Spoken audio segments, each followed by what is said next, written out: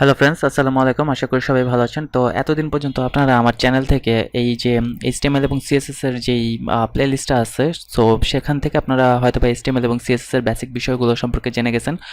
তো আপনারা যদি আমার এই ভিডিওগুলো দেখে থাকেন এবং এরকম একটা ওয়েব পেজ যদি আপনারা তৈরি করে থাকেন, তাহলে আমার প্রথম সাজেশন থাকবে যে আপনারা এরকমই আরও চারটা, অ্যাটলিস্ট চারটা, পাঁচটা হলে ভালো হয়। চারটা থেকে পাঁচটা ওয়েব পেজ আপনারা নিজেরা ডিজাইন করবেন শুধুমাত্র এইচটিএমএল এবং সিএসএস এর মাধ্যমে। ঠিক আছে, কোনো ফ্রেমওয়ার্ক না, কোনো কিছু না, শুধুমাত্র এইচটিএমএল এবং সিএসএস দিয়ে আপনারা এরকম একটা ওয়েব পেজ তৈরি করবেন, খুবই বেসিক লেভেলের। ঠিক আছে, এরকম ওয়েব পেজ আপনারা, এরকম টেমপ্লেট আপনারা নেটে খুঁজলেই পাবেন, অথবা নিজেদের মতো করে আপনারা চেষ্টা করতে পারেন। তো আপনারা যদি চারটা থেকে পাঁচটা ওয়েব পেজ তৈরি করে ফেলতে পারেন, তাহলে আমি মনে করব যে হ্যাঁ, আপনারা বেসিক জিনিসটা শিখে গেছেন। ঠিক আছে, এবং আপনারা যখন ওয়েব পেজ তৈরি করতে যাবেন, তখন দেখবেন যে বিভিন্ন জায়গায় আপনারা আটকে যাবেন।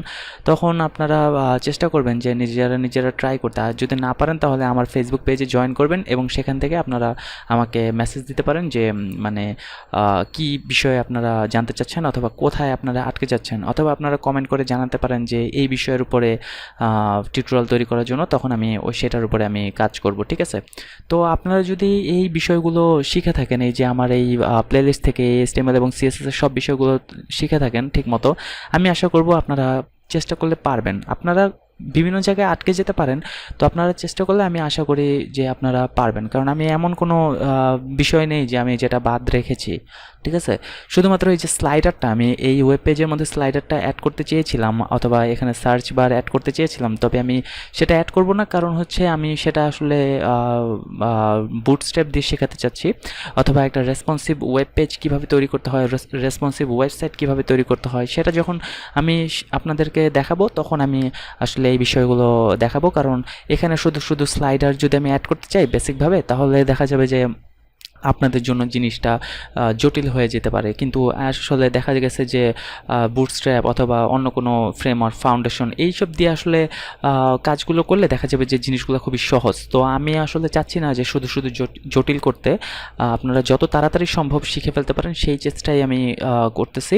তো আপনারা যদি এই বেসিক বিষয়গুলো খুব ভালোভাবে ধারণা রাখেন, তাহলে আমি মনে করি যে আপনাদেরকে রেসপন্সিভ ওয়েব পেজ অথবা রেসপন্সিভ একটা ওয়েবসাইট কীভাবে তৈরি করতে হয় সেটা শেখাতে বেশি সময় লাগবে না। কারণ আসলে বুটস্ট্র্যাপ অথবা কোনো একটা রেসপন্সিভ ফ্রেমওয়ার্ক শিখে ফেলা কিন্তু খুবই ইজি, যদি আপনার এই বেসিক বিষয়গুলো সম্পর্কে ধারণা থাকে। তো আমি আশা করব যে আপনারা বেসিক বিষয়গুলো সম্পর্কে খুব ভালো ধারণা রাখবেন, আর এগুলো যত বেশি প্র্যাকটিস করবেন, তত বেশি আপনার বেসিকটা আরও স্ট্রং হবে। তো আপনাদেরকে আমি এই ভিডিওটা তৈরি করতেছি শুধুমাত্র এই অ্যাডভাইসটাই দেওয়ার জন্য যে অবশ্যই আপনারা চারটা থেকে পাঁচটা ওয়েব পেজ আগে নিজেরা ডিজাইন করবেন, তারপরে আপনারা রেসপন্সিভ ওয়েব ডিজাইন শিখবেন।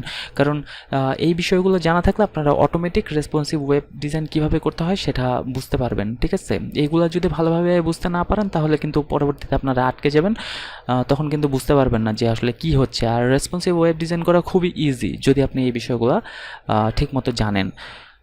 তো এই ছিল আজকের আমার কথাগুলো।